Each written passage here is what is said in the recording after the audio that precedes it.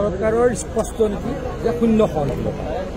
গতিকে যিসকল ব্যক্তি অভিযুক্ত বলে নাম ওলাইছিল প্ৰায় সংখ্যক ব্যক্তিকে কৰায়ত্ব কৰা হৈছে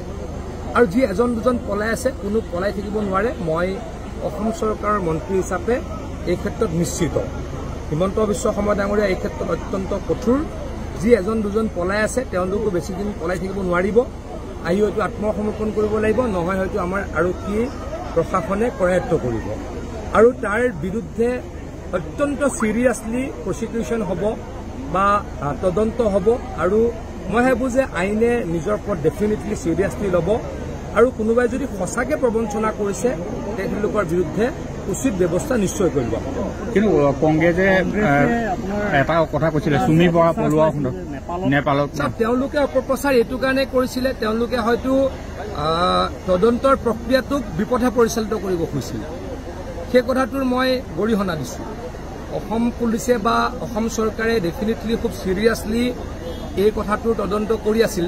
আৰু তদন্ত নহওক বুলি ভাবি চাগে তেওঁ তদন্ত ভাল নহওক মানুহে চৰকাৰক বেয়া পাওক তাৰ কাৰণে কংগ্ৰেছে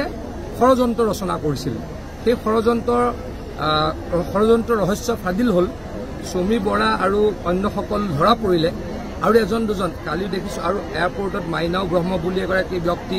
যাৰ বিৰুদ্ধে অভিযোগ উঠিছিল তেখেতকো কৰায়ত্ব কৰিছে এজন দুজন পলাই আছে পলাই ইমান ক'ত থাকিব অসম চৰকাৰ অতি কঠোৰ হ'ব আৰু অনলাইন ট্ৰেডিঙে হওক বা অন্য প্ৰবঞ্চনাই হওক কিবা কৰি অসম পুলিচৰ পৰা বাচি থাকিব নোৱাৰে মই আকৌ সুনিশ্চিত কৰিছো ফেচবুক আৰু ইনষ্টাগ্ৰাম ইউজ কৰিছিলে কংগ্ৰেছ দলে এই গোটেই বিষয়টো প্ৰচাৰ চাওক এইটো তেওঁলোকে ষড়যন্ত্ৰ এটা কৰিছিল অসমৰ ৰাজ্যক বিপথে পৰিচালিত কৰিবলৈ ষড়যন্ত্ৰ এটা কৰিছিল পুলিচ প্ৰশাসন বিপথে পৰিচালিত হওক তদন্ত বিপথে পৰিচালিত হওক তাৰ কাৰণে ষড়যন্ত্ৰ এটা কৰিছিল তেওঁলোকৰ ষড়যন্ত্ৰ ব্যৰ্থ হ'ল আজিৰ তাৰিখত সুমি বৰা বা বিশাল গ্ৰেপ্তাৰ হৈছে আৰু বহুত ট্ৰেডাৰ আছে ডেফিনেটলি এজনো বাচি নাযায় আপোনালোকে দেখিছে এজনকৈ এতিয়ালৈকে 60-70জন মানটো ধৰিছেই বোলে মই যিটো খবৰ পাইছো 60-70জন ধৰিছে এজনো সাৰি নাযায় মই আপোনালোকৰ যোগেদি অসমৰ ৰাইজক আশ্বস্ত কৰিছো থেংক ইউ ছাৰ